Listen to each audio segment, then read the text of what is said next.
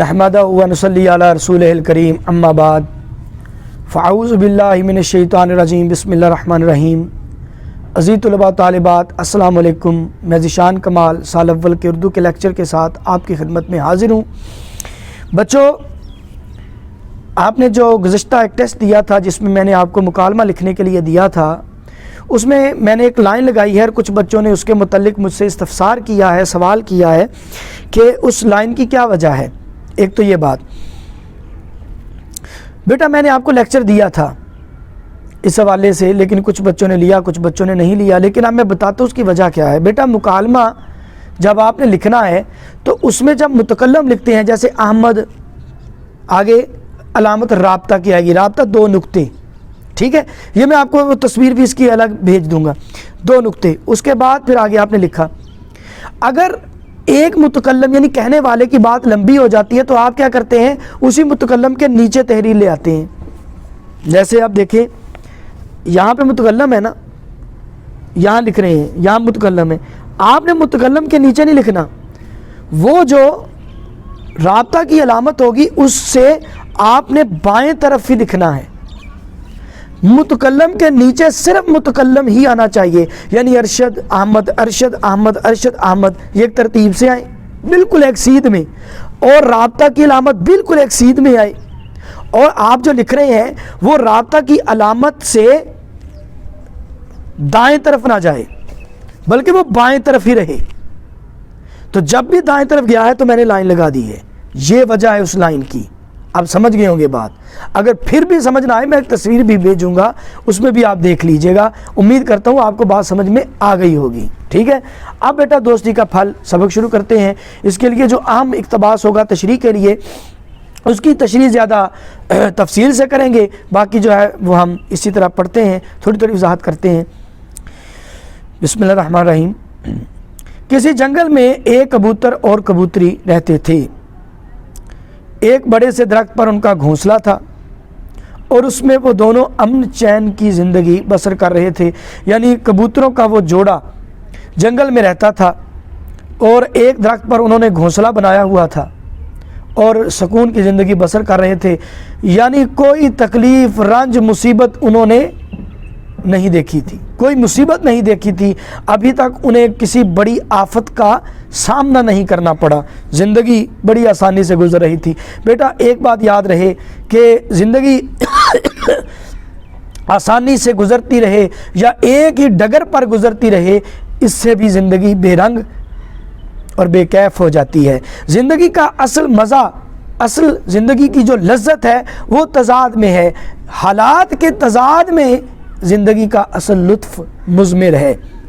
कभी गम हो, कभी खुशी हो, कभी दुख हो, कभी सुख हो, कभी तकलीफ़ हो, कभी आसानी हो, कभी मुसीबत हो, कभी हालात अच्छे हो जाएं, कभी बीमारी हो, कभी तंदुरुस्ती हो। तो ये तज़ाद में आने वाली कैफियत ही ज़िंदगी की रौनकों को दोबाला करती हैं और ज़िंदगी रंगीन, राना, दिलकश और ख़ूबसूरत होती है। तो कबूतरों के जोड़े ने अभी तक ज़िंदगी की किसी मुसीबत का, किसी मुश्किल का सामना नहीं किया था। जब कबूतरी ने घोंसले में अंडे दिए तो उसे हर वक्त इसी बात की फ़िक्र लगी रहती। अब अंडे दिए तो उन्हें फ़िक्र लाहक हुई। यहाँ पे बात बड़ी काबिल गौर है। कहते हैं कि इन्ना अमवालुकुम व औलादुकुम फितना, माल आजमाइश है और ये अलामती दास्तान है ना। जानवरों के ज़रिए हमने अपनी ज़िंदगी का मुताला भी करना है, अपनी ज़िंदगी का एहतसाब और मुहासबा भी करना है, इंसानी ज़िंदगी का।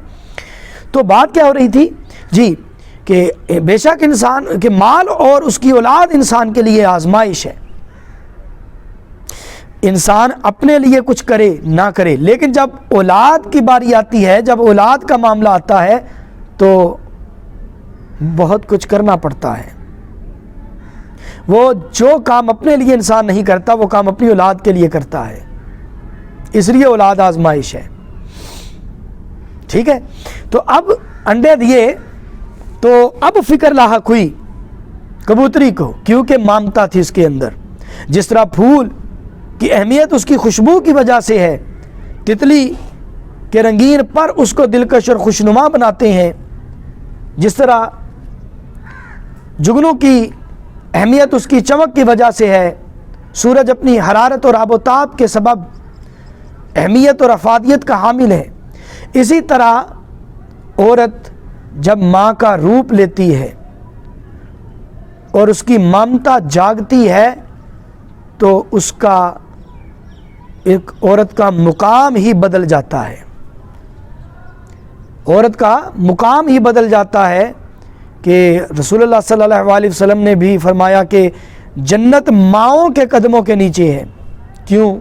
تحت اقدام الامہات، کیونکہ ماں جس طرح اپنے بچوں کے لیے تکلیف برداشت کرتی ہے، ان کے لیے جس طرح وہ مشقت کرتی ہے، محنت کرتی ہے، کوئی شک نہیں کہ باپ بھی ماں سے کم نہیں ہوتا، ان کے ہونے سے بخت ہوتے ہیں، باپ گھر کے درخت ہوتے ہیں، لیکن ماں کا رتبہ باپ کی نسبت زیادہ ہے، کیونکہ ماں میں ممتا ہوتی ہے، ممتا کے سبب ماں کا رتبہ باپ سے زیادہ ہوتا ہے۔ چلتی پھرتی ہوئی آنکھوں سے اذاں دیکھی ہے، میں نے جنت تو نہیں دیکھی ہے، ماں دیکھی ہے، منور رانا کا شعر ہے یہ۔ تو اب اس کی ممتا جاگی، اسے فکر لاحق ہوئی کہ کوئی جانور انڈے نہ لے جائے، بچے نہ لے جائے۔ یہی بات سوچتے ہوئے ایک روز وہ کبوتر سے کہنے لگی، کئی دن تک اس نے یہ بات اپنے دل میں رکھی، کئی دن تک وہ یہ بات کبوتر سے کہنا چاہتی تھی، لیکن اپنی اس خواہش کو، اپنے دل میں پیدا ہونے والے اس ڈر کو، اس خدشے اور خوف کو وہ اپنے دل میں اس نے دبائے رکھا۔ لیکن کب تک؟ آخر ممتا نے اتنا جوش مارا کہ اس نے اپنے دل میں اس کھٹکے اور خدشے کو، اپنے ڈر کو کبوتر سے کہہ دیا کہ ہمارا یہاں کوئی ایسا سنگی ساتھی نہیں ہے، کوئی ایسا دوست نہیں ہے جو وقت پڑنے پر کام آ سکے۔ یہاں دوست کی اہمیت دیکھیے کہ اب اسے ضرورت محسوس ہوئی کہ کوئی دوست ضرور ہونا چاہیے۔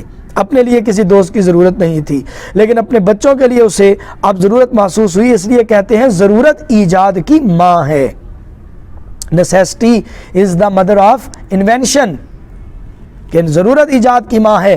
اب ضرورت پیش آئی کہ بچوں کی حفاظت کے لیے کوئی طریقہ، کوئی لاہ عمل ضرور تیار ہونا چاہیے۔ اور کیا طریقہ ہے؟ کہ کوئی دوست ہو جو مصیبت میں ان کے کام آ سکے۔ اسی لیے کہتے ہیں friend in need a friend indeed, اصل میں دوست وہی ہے جو مصیبت میں کام آئے۔ اب ضرورت محسوس ہوئی ایک دوست کی جو سرد و گرم میں، مصیبت میں ان کے کام آ سکے۔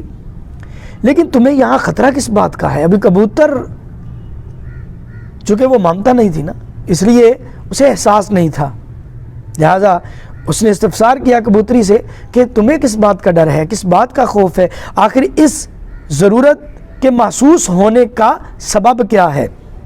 کبوتر نے حیرانی سے دریافت کیا، حیرت کیا ہے؟ ہر بات جو احاطہ ادراک سے باہر ہو، یعنی کوئی بھی معاملہ، واقعہ یا بات جو احاطہ ادراک میں نہ آئے اس پر تعجب ہوتا ہے، اسی کو حیرت کہتے ہیں، اسی کو تحیر کہتے ہیں۔ تجسس، حیرت، تحیر سے کبوتر نے پوچھا تمہیں کیا خطرہ ہے؟ اس پر کبوتری اسے سمجھانے کے انداز میں بولی، سمجھاتے ہوئے، برا وقت کسی کو بتا کر نہیں آیا کرتا، برا وقت کسی کو بتا کر نہیں آیا کرتا۔ اس میں بھی ایک بڑا سبق ہے اور اس میں کوئی شک نہیں ہے، انسان کو برے وقت کے لیے خود کو ہمیشہ تیار رکھنا چاہیے۔ جانور بھی ایک نظر دانے پر تو دوسری نظر اپنے ارد گرد کے ماحول پر ضرور رکھتے ہیں۔ یہ پرندے جب درختوں پر بیٹھے ہوتے ہیں، درختوں کی شاخوں پہ جب یہ پرندے بیٹھتے ہیں، ان کی ایک نظر تو خوراک پر ہوتی ہے، اپنے کھانے پر ہوتی ہے، یا وہ آرام بھی کر رہے ہوں تو ان کی ایک نظر اپنے گرد و نواح پر ضرور ہوتی ہے تاکہ کسی بھی خدشے سے وہ آگاہ ہو سکیں، قبل از وقت وہ کسی بھی خطرے سے آگاہ ہو سکیں۔ تو اسی طرح یہ خطرہ، مصیبت کا وقت بتا کر نہیں آتا، کب کسی پر کوئی آفت ٹوٹ پڑے، کب کسی پر کوئی مصیبت آن پڑے، کوئی نہیں جانتا۔ انسرٹینٹی ہے. We are living in an uncertain world. ہم ایک غیر یقینی دنیا میں زندگی گزار رہے ہیں. ہم یقینیت کے ساتھ کچھ بھی نہیں کہہ سکتے, یقینیت کے ساتھ کچھ نہیں کہہ سکتے. تو کب مصیبت آ جائے. بلکہ آپ نے حال ہی میں وہ نعمان زیرک صاحب کے استاد محترم, ان کے استاد محترم غالباً سردار صاحب ان کا نام ہے, ان کا لیکچر بھی سنا ہوگا جس پہ انہوں نے پرابیبلٹی کا نام دیا. میں نے پہلی بار یہ لفظ سنا تھا, پرابیبلٹی, جس کا مطلب ہوتا ہے چانس. چانس کہ ہو سکتا ہے کوئی مصیبت اگلے لمحے آ جائے, ہو سکتا ہے اگلا لمحہ کسی آسانی پیدا کرنے کا لمحہ ہو, آسانی پیدا ہو جائے آپ کے لیے, کچھ بھی ہو سکتا ہے. تو ہمیں دونوں طرح کے حالات کے لیے تیار رہنا چاہیے. پلان اے بھی ہو اور پلان بی بھی ہمارے پاس ضرور موجود ہونا چاہیے, یہ ہمیشہ یاد رکھیے گا. تو ہمیں اپنے ایک دو ساتھی ضرور بنانے چاہیے. ہاں, برا وقت کسی کو بتا کر نہیں آیا کرتا. پھر اس نے قدر سنجیدگی سے کہا. اب دیکھا کبوتر اس کی بات غور سے سن رہا ہے اور اس کی بات اب اس کے دل میں اتر رہی ہے. کہا کہ ہمیں اپنے ایک دو ساتھی ضرور بنانے چاہیے تاکہ مصیبت کے وقت وہ ہماری مدد کر سکیں. اس لیے کہتے ہیں کہ دوست جتنے بھی ہوں کم ہیں اور دشمن ایک بھی بہت ہوتا ہے. دوستوں کے بغیر زندگی ایسے ہے جیسے تنہا صحرا کا سفر انسان طے کر رہا ہو. دوست کے بغیر زندگی گزارنا ایسے ہے جیسے تنہا صحرا کا سفر طے کرنا. یہ لکھ لیجئے گا یہ بات. جی بیٹا, جو باتیں میں بول رہا ہوں یہ باتیں آپ نے نوٹ کر لینی ہیں. تمہاری بات اپنی جگہ درست ہے, مگر مصیبت یہ ہے کہ یہاں ہماری برادری کا کوئی پرندہ بھی تو نہیں رہتا. ہاں, کبوتر کی یہ بات سن کر کبوتر بھی سوچ میں پڑ گیا. پھر وہ کچھ سوچ کر کہنے لگا, بات تو آپ کی ٹھیک ہے. یہاں تک تو بات مان لی کہ کبوتری ٹھیک کہتی ہے, اس کی بات میں صداقت ہے. یہ سچ ہے کہ ان کو کسی دوست کی اشد ضرورت ہے جو مصیبت میں ان کے کام آ سکے. لیکن سوال, بنیادی نوعیت کا سوال پیدا ہوا کہ کوئی پرندہ ان کی برادری کا نہیں ہے. اب دیکھیں یہاں کبوتر کیا سوچ رہا ہے. یہاں بھی وہ اپنی ایک خاندانی انا انسان میں آ جاتی ہے. علامتی ہے نا یہ داستان, خاندانی انا کہ اپنی برادری, اپنا خاندان, اپنے لوگ. اب وہ سوچ, لیکن کبوتری براڈ مائنڈڈ ہے, وہ کھلے دل سے سوچ رہی ہے. اور کبوتر ابھی تک اس خاندانی اور برادری کے سلسلے میں اڑا ہوا ہے, اسی میں الجھا ہوا ہے اور سوچ رہا ہے کہ کوئی ہماری برادری کا پرندہ قریب نہیں ہے جس سے ہم دوستی کریں. تو یہاں یہ بات مان لینا ضروری ہے کہ حسن, وفا, عشق, نیکی اور دوستی, محبت, خلوص, یہ کسی برادری, کسی نسل یا کسی قوم کی میراث نہیں ہے. یہ خوبیاں یہ کسی میں بھی ہو سکتی ہیں. یہ خداداد صلاحیتیں ہیں جس کو عطا ہوتی ہیں اسی کو ملتی ہیں جس پر اللہ کی عطا ہو. تو دوست بناتے ہوئے برادری کا خیال رکھنا ضروری نہیں ہے, وفا کا خیال رکھنا ضروری ہے. حضرت زیغم صاحب فرماتے ہیں اکثر کہ محبت وہ راستہ ہے, عشق وہ راستہ ہے جس میں تعلقات یا برادری نہیں دیکھی جاتی, جس میں وفا دیکھی جاتی ہے. جہاں اپنے ہوتے ہیں, اپنی برادری کے اپنے لوگ, وہ پیچھے رہ جاتے ہیں اور بیگانے آگے آ جاتے ہیں. جو بیگانے ہوتے ہیں وہ اپنے بن جاتے ہیں. بات توجہ سے. تو عشق اور محبت میں, دوستی میں برادری یا تعلقات نہیں بلکہ کیا چلتی ہے, وفا چلتی ہے. وفا. ٹھیک ہے بچوں. تو کبوتری بولی کوئی حرج نہیں, ہماری برادری کا پرندہ نہیں ہے تو نہ ہو, آخر کسی دوسری برادری کے پرندے یا جانور سے بھی تو تعلقات کامے جا سکتے ہیں. اکیلا جاندار دنیا میں کسی کام کا نہیں ہوتا, یہ از خود بہت بڑی بات ہے. ہمیں اکیلا جاندار دنیا میں کسی کام کا نہیں ہوتا. میں نے پہلے بھی عرض کی تھی کہ اکیلا سفر طے کرنا, اکیلے چلنا, کسی دوست کا نہ ہونا صحرا میں اکیلے سفر کرنے کے مترادف ہے. اور حضرت مولا علی نے فرمایا در حقیقت مفلس وہ ہے جس کا کوئی مخلص دوست نہیں ہوتا. تو دوستی کے بغیر، دوستوں کے بغیر زندگی بے رنگ اور بے کیف ہے، کوئی مزہ نہیں زندگی کا. اس لیے ہمارا کوئی دوست ضرور ہونا چاہیے.